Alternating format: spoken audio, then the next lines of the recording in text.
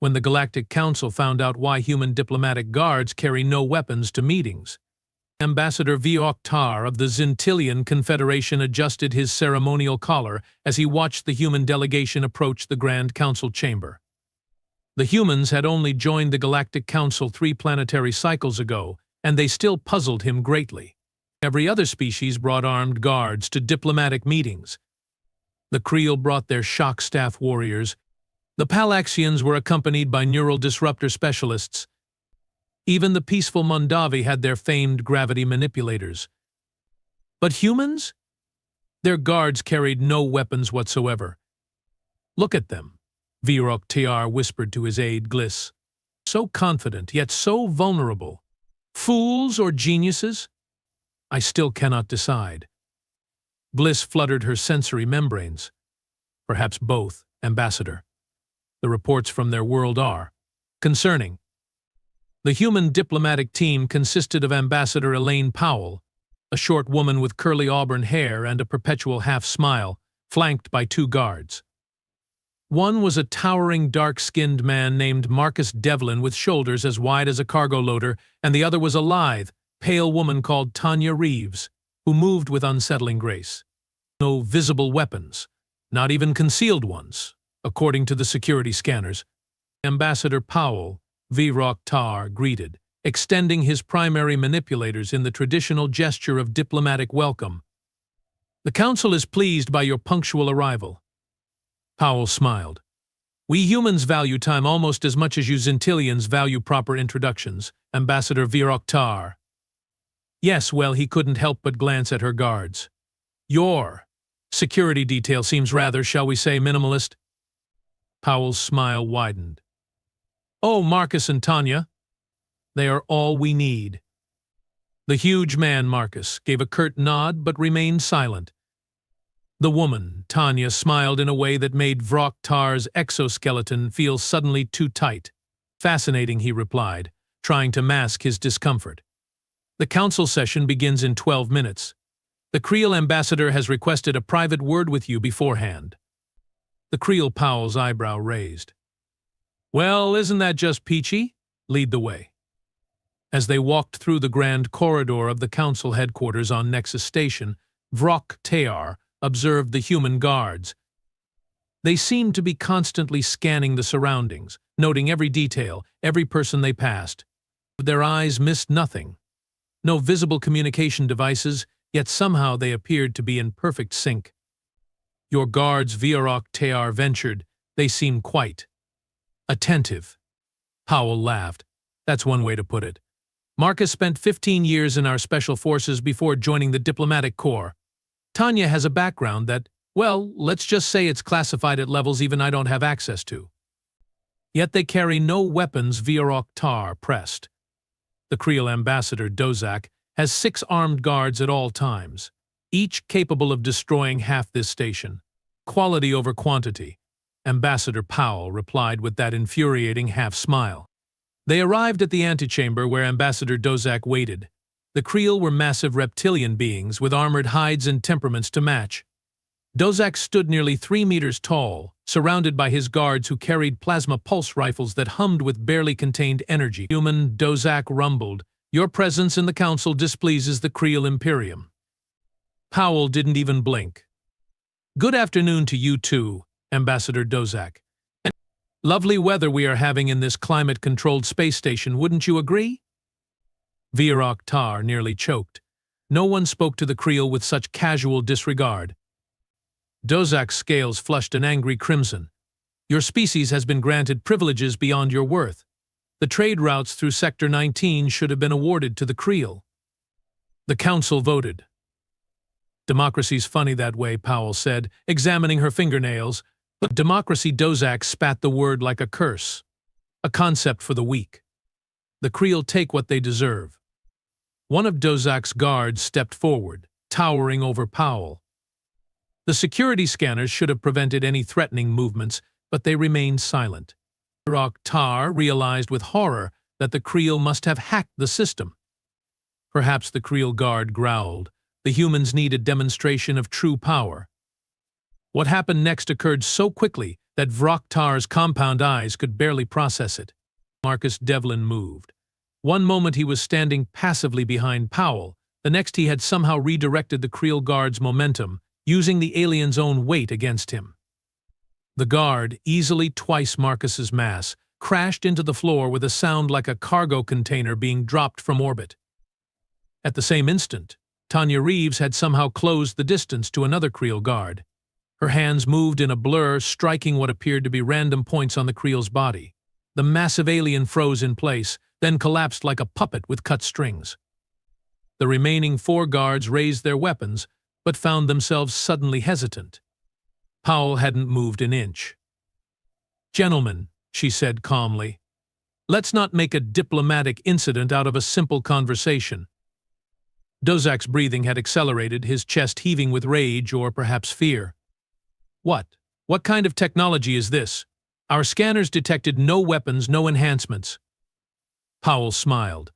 "No technology, Ambassador Dozak, just humans." Vroktar couldn't believe what he had witnessed. 2 unarmed humans had neutralized 2 elite Creel guards in less time than it took him to blink his tertiary eyes. Ambassador Powell Vroktar found his voice at last.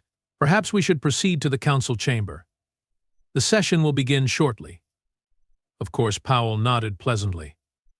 "Ambassador Dozak, I look forward to continuing our discussion in a more formal setting."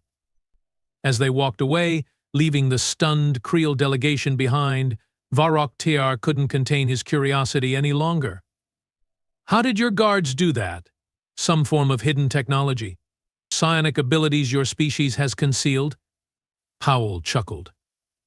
"Nothing so exotic, Ambassador. Humans have been fighting each other for thousands of years. We have gotten rather good at it. Marcus is trained in several martial arts, combat techniques that use an opponent's strength against them. Tanya knows how to temporarily disable nerve clusters in most known species. Without weapons, Vroktar marveled." Ambassador Powell said, her voice suddenly serious. "In human history, we have learned that the most dangerous weapon in any room is the human mind. Everything else is just an accessory." As they entered the Grand Council chamber, Vroktar noticed that the other ambassadors gave the human delegation a wider berth than before. News traveled fast on Nexus Station. The first session of what would become known as the Nexus Accords was about to begin, and Vroktar had a feeling that the galaxy's perception of humans had just fundamentally changed. He wondered what other surprises these weaponless guards might reveal before the day was done. 3 days into the Nexus Accords summit, Vroktar found himself increasingly fascinated by the human delegation. The incident with the Creel had spread throughout the diplomatic corps like wildfire, growing more elaborate with each retelling. By the 3rd day, rumors claimed that the human guards had single-handedly defeated the entire Creel security detail, while Ambassador Powell continued casual conversation while sipping her coffee beverage. The truth was impressive enough without embellishment, but Vroktar noticed the humans did nothing to correct these exaggerations. In fact, they seemed amused by them. "Your species enjoys cultivating an air of mystery," Vroktar observed as he and Powell shared a meal in the station's diplomatic lounge. Powell spread a substance called butter on something humans called bread, odd customs, but Vroktar had seen stranger. "Mystery has its uses in diplomacy, wouldn't you agree?" Perhaps, he conceded. "Though I wonder if your guards' capabilities are similarly exaggerated." Powell took a bite of her food, chewing thoughtfully. "You know what's interesting about humans, Ambassador? We are pack predators who evolved to look harmless. Most predator species evolved obvious weapons, fangs, claws, venom. Humans? We look soft, vulnerable. It served us well." Across the lounge, Marcus Devlin stood casually by the entrance, hands clasped in front of him.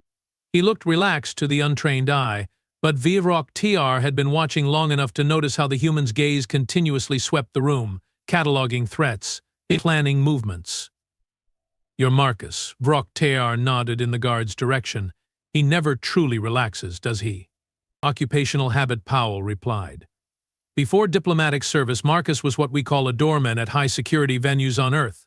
His job was to prevent trouble before it started and handle it quietly if it did." "And the female, Tanya?" Powell's expression became unreadable. Tanya has a more specialized background. Let's just say she's intimately familiar with 16 ways to incapacitate most sentient species using nothing but her hands. Tar's primary heart skipped a beat. You humans are quite terrifying, you know, says the species with natural armor and acid glands. Powell laughed. Their conversation was interrupted when Ambassador Xilk of the Palaxian hierarchy approached their table. The Palaxians resembled iridescent insectoids, with multiple limbs and compound eyes that reflected light in hypnotic patterns. They were known for their technological prowess and somewhat flexible ethical standards. Ambassador Powell, Xilk's translator unit, converted the clicks and chirps into standard galactic. A pleasure to witness your continued survival after the Creel encounter. Powell smiled. Ambassador Xilk, please join us. The Palaxian settled onto a specially designed chair. I must admit, your species continues to surprise the Council. First, your rapid technological advancement, then your unusual diplomatic methods, and now these guards of yours. We are just full of surprises, Powell said, her tone light but her eyes watchful. Xilk's mandibles twitched in what Tar recognized as amusement. Indeed. The proposal your delegation submitted regarding the disputed territories in the Cygnus Arm is equally surprising. The Palaxian hierarchy wonders what other surprises might be revealed in private discussion. Howell's expression didn't change, but Tar noticed Tanya Reeves had silently materialized just within earshot of their table. He hadn't even seen her move from her previous position. I'm always open to discussion, Ambassador Xilk, Howell replied. Excellent. Perhaps you would honor me by visiting my private quarters this evening? We Palaxians prefer to conduct meaningful negotiations away from excessive observation. Tar felt his exoskeleton tighten with tension. The Palaxians were notorious for using unorthodox methods to gain advantage in negotiations, including subtle neural disruptors that affected judgment and memory. Their private quarters were rumored to be filled with such devices, undetectable by standard security scans. I'd be delighted, Powell said, surprising Tar. Shall we say 20 station time? Perfect Xilk rose fluidly. Come alone, of course. My security team is uncomfortable around your guards after recent events. After Xilk departed, Tar leaned forward urgently. Ambassador Powell, you cannot seriously intend to enter a Palaxian's private quarters without protection. Their neural manipulation technology is legendary. Powell dabbed her lips with a napkin. Who said I'd be without protection? But the Palaxian requested you come alone. And I will appear to be alone.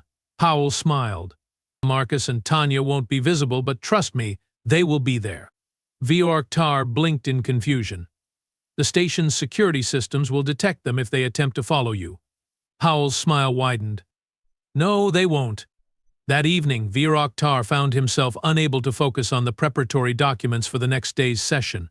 His mind kept returning to the human ambassador's foolhardy meeting with the Palaxian. Against his better judgment, he made his way to the residential section of the station where the Palaxian delegation was quartered. As he rounded the corner, he nearly collided with Tanya Reeves, who appeared silently from a service corridor that Tar hadn't even known existed. Ambassador Tar, she greeted him calmly, as if encountering him in a restricted area at night was perfectly normal. Out for an evening stroll. I was concerned about Ambassador Powell, he admitted. Tanya's expression gave away nothing. Ambassador Powell is currently concluding her meeting with Ambassador Xilk. It's been quite productive. But how did you, the Palaxian, requested she come alone? Tanya's lips curved in a slight smile. Ambassador Xilk only saw Ambassador Powell enter his quarters. Perception and reality don't always align. Where is Marcus? Tar asked, looking around. Exactly where he needs to be, Tanya replied cryptically. Before Tar could question her further, his communication device chirped. It was an automated alert from the Council's security system, notifying all ambassadors of an attempted breach of the station's central database originating from the Palaxian quarters. What have you done? Tar gasped. Tanya looked genuinely surprised. Nothing yet. The door to Ambassador Silk's quarters slid open, and Powell emerged, looking completely composed. Behind her, Vahrok Tiar could see Ambassador Xilk surrounded by station security officers. Perfect timing, Vahrok Tiar. Powell greeted him cheerfully. "You are just in time to witness a significant development in our negotiations." Ambassador Xilk's compound eyes reflected chaotic patterns of distress. "This is outrageous." The human planted evidence. There was no attempted breach. The security chief, a stoic Mondavi, gestured to his data pad. "The logs are clear, Ambassador Xilk. While meeting with the human ambassador, someone used your personal access codes to attempt entry into restricted council archives regarding Earth's defense capabilities." Powell looked appropriately shocked. "Ambassador Silk, I'm disappointed. And here I thought we were having such a productive conversation about mutual cooperation." Vahrok Tiar stared at Powell, then at Tanya, then back at the scene unfolding in the Palaxian's quarters. He noticed Marcus Devlin was now somehow standing among the security team, though Vahrok Tiar hadn't seen him arrive. "How?" Vahrok Tiar whispered to Tanya. "Human diplomatic guards are trained in more than just physical protection," she replied quietly. "Marcus has certain skills with electronic systems. I have other specialties. Between us, we ensure our ambassador's safety in all domains: physical, digital, and political." As the Palaxian was escorted away, protesting his innocence, Powell joined Vahrok Tiar and Tanya in the corridor. "Ambassador," she said pleasantly to Vahrok Tiar, "you look troubled." Did your guards frame the Palaxian?" he asked, voice barely audible. Powell's expression became serious. The Palaxian quarters were filled with illegal neural disruptors, configured to influence anyone in the room to reveal classified information. If Ambassador Xilk happened to attempt accessing restricted files while those disruptors were active, well, consequences follow actions. "But your guards don't carry weapons," Vahrok Tiar said, trying to reconcile what he knew with what he suspected. "Traditional weapons?" "No." Powell placed a friendly hand on his arm. "But as I told you before, the human mind is the most dangerous weapon. And my guards are very, very well equipped in that department." As they walked back toward the diplomatic quarters, Vahrok Tiar realized that the humans had shown the council something far more frightening than mere physical prowess. Their guards didn't need weapons because they weaponized everything around them: information, systems, perception, and even the actions of their adversaries. And the most terrifying part? They did it all with a smile. The Grand Council chamber buzzed with tension. News of Ambassador Xilk's detention had spread throughout the station, creating ripples of unease among the diplomatic corps. The Palaxian hierarchy had sent a replacement ambassador, but the damage was done. No one could look at the human delegation the same way again. Vahrok Tiar found himself in the unenviable position of mediator. As representative of the Zintilian Confederation, traditionally neutral in galactic politics, it fell to him to maintain order during what promised to be a contentious session. "The Council recognizes Ambassador Gorza of the Tulaki Dominion," Vahrok Tiar announced, gesturing to the large, gelatinous being that hovered at the podium. Ambassador Gorza's translucent body pulsed with bioluminescent lights as he spoke. "The Tulaki Dominion formally requests an investigation into human diplomatic practices. 2 incidents in less than a week suggest a pattern of provocative behavior incompatible with council membership." Murmurs of agreement rippled through the chamber. The Creel delegation pounded their appendages on their consoles in support. Ambassador Powell, Vahrok Tiar, turned to the human delegation. "How do you respond to these concerns?" Powell stood, her posture relaxed yet somehow commanding. Marcus and Tanya flanked her as always, silent and watchful. The incidents in question were not instigated by Earth's delegation, Powell stated calmly. In the first case, Creel guards threatened physical violence in a designated neutral zone. In the second, Palaxian representatives attempted unauthorized access to restricted council archives. In both cases, my security detail responded appropriately to clear violations of council protocol. Responded with methods that circumvent our security systems, Ambassador Gorza countered, his body flushing a deep orange. methods that have not been disclosed to the Council as required by Treaty Section 5, Paragraph 12. Powell smiled that infuriating half-smile that Vir-Akhtar had come to recognize as a warning sign. Ambassador Gorza, with respect, Earth has fully disclosed all technological capabilities as required. My guards carry no technology that violates Council regulations.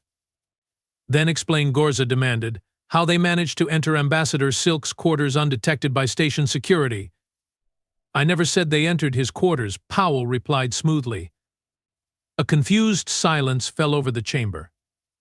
But the security breach, Gorza's translucent form rippled with confusion, was detected and reported by station security. Powell finished for him. My guards simply ensured I was protected during a private meeting that, as it turns out, involved illegal neural disruptors and attempted data theft. Vir-Akhtar watched the human guards as Powell spoke. They remained impassive, yet somehow managed to look simultaneously alert and bored. It was an impressive feat of control. Ambassador Dozak of the Creel suddenly rose from his seat, his massive form casting a shadow across the chamber floor. The human lies. My guards report that her protectors possess abilities beyond normal physical parameters. They move with impossible speed and precision. They must be using concealed enhancement technology. Powell turned to face the Creel, her expression pleasant. Ambassador Dozak, your guards attacked a diplomatic representative on neutral ground. That my security detail prevented this without causing permanent harm to your people should be cause for gratitude, not suspicion. We demand inspection. Dozak roared. A full medical and technological scan of these human guards. The chamber erupted in voices, most supporting the Creel's demand. Vir-Akhtar raised his appendages for silence, which eventually settled over the room. Ambassador Powell, he said carefully, while unusual, the request is not without precedent. Would you consent to having your guards undergo a council-supervised examination to put these concerns to rest? Powell conferred briefly with Marcus and Tanya, then nodded. We have nothing to hide. However, we request that representatives from all major council species be present during the examination to ensure fairness. Agreed, Vir-Akhtar said, relieved that a diplomatic crisis might be averted. The examination will take place in the medical bay at 15 station time. As the council session adjourned, Vir-Akhtar approached Powell privately. A wise decision, Ambassador. This should resolve the mounting tensions. Powell glanced at her guards, who had moved to a respectful distance but remained within sight. Perhaps. Though I suspect it may create more questions than answers. What do you mean? The Council fears what it doesn't understand, Powell said. And humans have been misunderstood for most of our history. It's almost our natural state. At 15 precisely, a curious assembly gathered in the station's advanced medical facility. Chief Medical Officer Dr. Renzi, herself a human who had been working with the Council for decades before Earth's official membership, would oversee the proceedings. Representatives from 12 major species formed a semicircle around 2 examination platforms where Marcus and Tanya now stood, looking remarkably unconcerned. We will begin with standard biological scans, Dr. Renzi announced, activating the medical sensors. These will detect any technological enhancements, genetic modifications, or foreign substances that might explain enhanced physical capabilities. The scans hummed to life, bathing the 2 guards in shifting patterns of light. Holographic displays materialized above each platform, showing detailed anatomical information. Dr. Renzi studied the readings, her expression professional. Initial scans show standard human biology. There are no implants. No genetic modifications beyond what falls within natural human variation.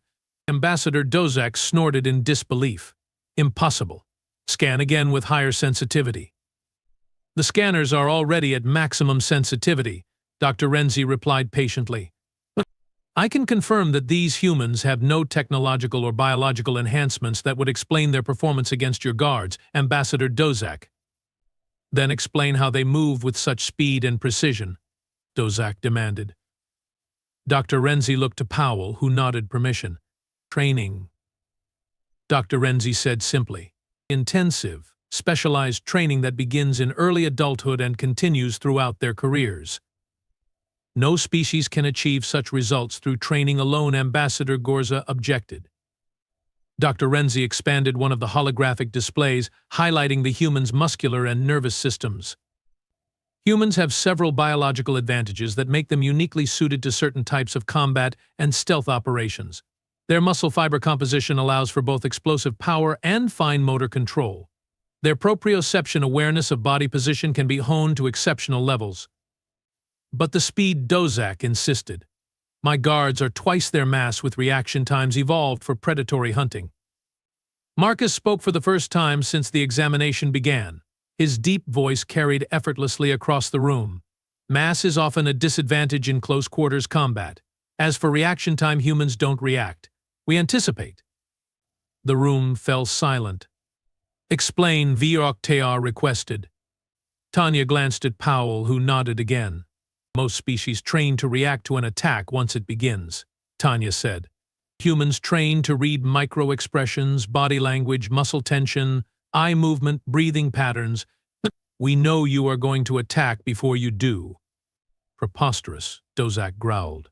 Your left secondary heart rate increases when you are preparing to strike, Tanya said to him calmly. Your scales flush slightly at the base of your neck. Your weight shifts to your rear leg approximately 0.8 seconds before you lunge. These tells are quite obvious once you know what to look for. Dozak's expression of shock confirmed her accuracy. Dr. Renzi expanded another display. What Guard Reeves is describing is pattern recognition, a cognitive skill at which humans excel. Combined with their neuroplasticity, the ability to rewire neural pathways through repetitive training, it allows for the development of what appear to be superhuman abilities to other species. Ambassador Gorza's body had paled to a translucent white. Are you suggesting that all humans possess these capabilities? No, Powell interjected. Like any species, humans vary widely in natural abilities and potential. Marcus and Tanya represent individuals who demonstrated exceptional aptitude and then underwent years of specialized training. Training in what, precisely? Vroktar asked. Everything, Marcus answered. Combat techniques from dozens of Earth cultures, psychology, kinesiology, threat assessment, environmental awareness. We study how bodies work, how minds work, and how to use that knowledge for protection. Without weapons, Vroktar marveled. With anything, Tanya corrected. Or nothing. A weapon is just a tool. The mind behind it is what matters. As the examination concluded, the council representatives filed out in unsettled silence. Only Vroktar remained behind with the human delegation. You have created more fear today, not less, he observed. Powell nodded. Perhaps. But fear based on truth is preferable to fear based on misconception. The truth being that human guards are dangerous because they are human, not because of technology we could counter or restrict, Vroktar said. Precisely. Powell glanced at her guards, who had resumed their watchful positions. The council wanted to know why human diplomatic guards carry no weapons. Now they do. Because they are the weapons, Vroktar said quietly. Powell's expression turned suddenly serious. No, Ambassador. Because they don't need weapons to protect me. There's a difference. As Vroktar watched the human delegation depart, he couldn't help but wonder if the distinction Powell made was meaningful, or if it was the most frightening revelation of all. The final day of the Nexus Accords summit dawned with an atmosphere of wary respect toward the human delegation. News of the medical examination had spread throughout the station, growing with each retelling until some versions claimed the human guards could read minds and move faster than light. Vroktar found these exaggerations frustrating but unsurprising. Fear often expressed itself through hyperbole. What troubled him more was the growing coalition of species who now viewed humans as a potential threat rather than a valuable addition to the Galactic Council. Ambassador Powell, he said, as they prepared to enter the final session, I must warn you that several delegations have been meeting privately. They are concerned about the implications of yesterday's revelations. Powell adjusted her formal attire, a blue suit that matched Earth's flag colors. Politics as usual, Ambassador Vroktar. The new species always face skepticism. This goes beyond skepticism, he insisted. Some are suggesting that humans represent an unpredictable element in galactic affairs, that your species' capabilities make you dangerous. Marcus and Tanya exchanged a glance that Vioroktar couldn't interpret. Powell merely smiled. History is filled with those who feared what they didn't understand, she said. We have faced similar reactions before, both on Earth and beyond. We will weather this storm too. Vioroktar admired her confidence but wondered if it was misplaced. He had come to respect humans during these diplomatic sessions, but also to recognize that other species' concerns weren't entirely unfounded. The Grand Council chamber was filled to capacity as Vioroktar called the final session to order. Representatives from all 97 member species were present, an unusual occurrence that highlighted the significance of the moment. Before we proceed to the ratification of the Nexus Accords, Vioroktar announced, Ambassador Kral of the Jindari Collective has requested the floor to address a matter of council security. Powell's expression remained neutral, but Vioroktar noticed her guards shift subtly, repositioning themselves for optimal coverage of the room. They hadn't moved much, just a slight adjustment of stance, a minimal change in position, but it was enough to give them clear sightlines to every entrance and every delegation. Ambassador Kral floated to the central podium, his vapor-like form condensing into a roughly humanoid shape for formal address. The Jindari were among the oldest council members, respected for their wisdom and fairness. Esteemed colleagues, Kral's melodic voice resonated through the chamber. Recent events have raised profound questions about the nature of humanity and their place among galactic civilizations. A ripple of agreement passed through the assembly.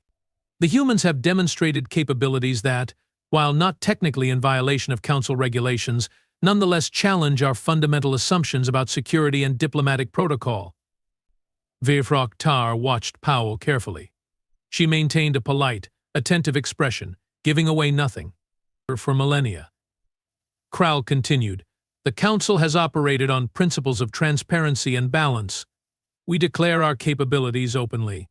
We regulate weapons and technology that could threaten the stability of our alliance. Yet now we face a species whose greatest weapons cannot be scanned, cannot be regulated. They cannot be left at the door. The chamber had grown completely silent, every representative focused intently on Kral's words. I speak of the weapon that is the human mind, coupled with their unique biology and cultural development. It's a combination that, as we have witnessed, makes them formidable even when seemingly unarmed. The Kral paused, his form shimmering slightly. The question before us is not whether humans have violated our protocols, they have not. The question is whether our protocols are adequate to address the unique challenges presented by human inclusion in galactic affairs. Ambassador Dozak of the Creel rose without being recognized. The answer is clear. The humans must be restricted. Special protocols must be established. Murmurs of both agreement and objection filled the chamber. Vioroktar was about to call for order when Powell stood, silencing the room with her unexpected movement. The council recognizes Ambassador Powell of Earth, Vioroktar said quickly. Powell smiled, that unsettling half-smile as she took the podium. Marcus and Tanya remained at their positions, seemingly relaxed yet alert to every movement in the room. Ambassador's friends, colleagues, Powell began, her voice warm but carrying an undercurrent of steel. I understand your concerns. Truly I do. Humanity is new to this council. Our ways seem strange to you, perhaps even threatening. She paused, looking around the chamber, making eye contact with key representatives. But I would ask you to consider a simple truth. Every species here evolved under different conditions, developing different strengths and abilities. The Creel possess natural armor and immense strength. The Palaxians have unparalleled technological aptitude. The Mondavi can manipulate gravitational fields with their minds. The Jindari exist in multiple states simultaneously. Powell spread her hands in a gesture of openness. Humans, we are soft-skinned mammals from a high-gravity world with thousands of predator species. We don't have claws or armor or venom.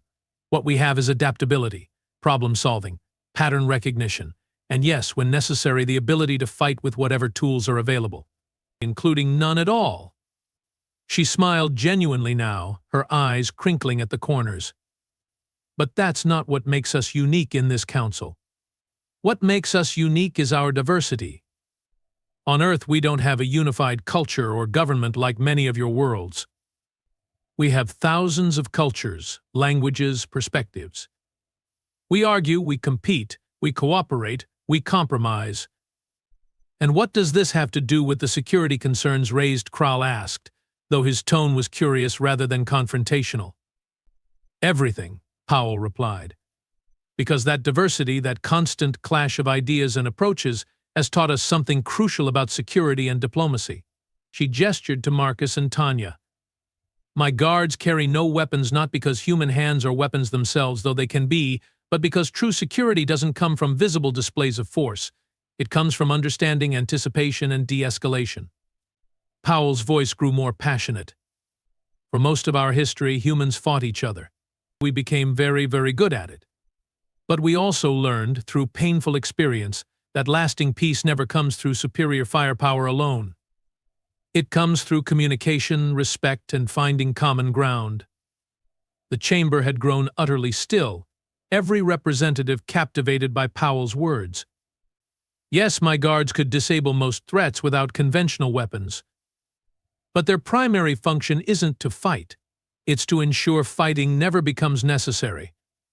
They read body language. They assess intentions. They create an environment where violence becomes the least attractive option for potential aggressors. Powell looked directly at Ambassador Dozek. When your guards moved to threaten me, Ambassador, mine didn't immediately counterattack. They neutralized the immediate threat with minimal force, preventing escalation. They could have done much worse, but that would have violated everything we believe about diplomatic relations. She turned to face the entire assembly. Humans don't carry.